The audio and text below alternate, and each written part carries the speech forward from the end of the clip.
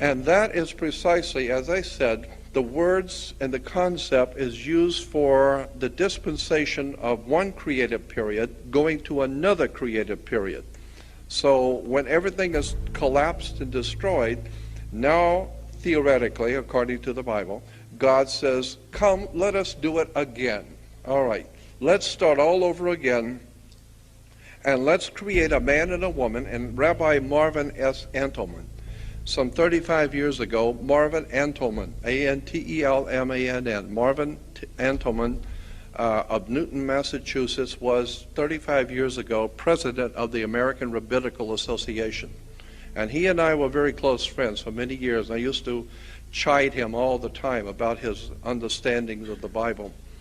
But Rabbi Antelman, president of the American Rabbinical Association, said to me, I asked him about that scripture where God said, come, let us make man in our image after our likeness. And I said to Rabbi, what are you talking about? Come, let us. Who's us? Did God got to get permission from somebody else that's working with him or what? And he says, no, it's a misunderstanding on how the sentence is understood by Gentiles and Jews. Jews also misunderstand. They don't know any more than the Gentiles do. There is a correct way to read that sentence. And the normal way people think that the scripture is saying when it says God said, come, let us make man in our image after our likeness. Most people think that that's God is saying, come, let us create a creature. Let us make a new creation, a creature, and we will call him, maybe we'll call him man. So come, let us make a creature, and we will call him man and woman. Man with a womb, man. And that's what most people understand that scripture to mean. That's not what it says at all. Rabbi Antelman says, nowhere in the Bible does it say God created man. It doesn't say that. Go back and read it correctly.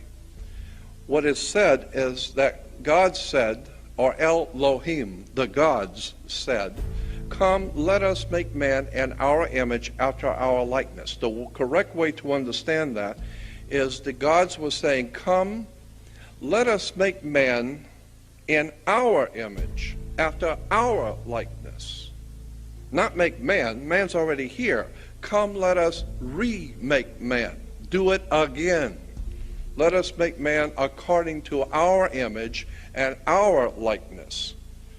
And so the ancient Jews and the Hebrews and all the ancient civilizations, starting all the way back to Sumeria, understood what was being said. It's just that we don't understand because all we get is our news from ABC. We wouldn't know anything about what's going on.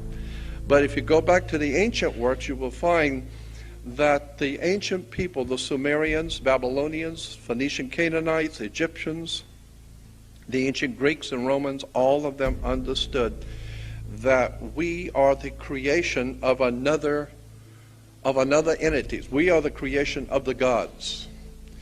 And according to Zecharia Sitchin, and he's not the only one, he's just one that I know personally, but according to the work of Zecharia Sitchin, the Sumerians are saying that extraterrestrials came here from a planet called Nibiru.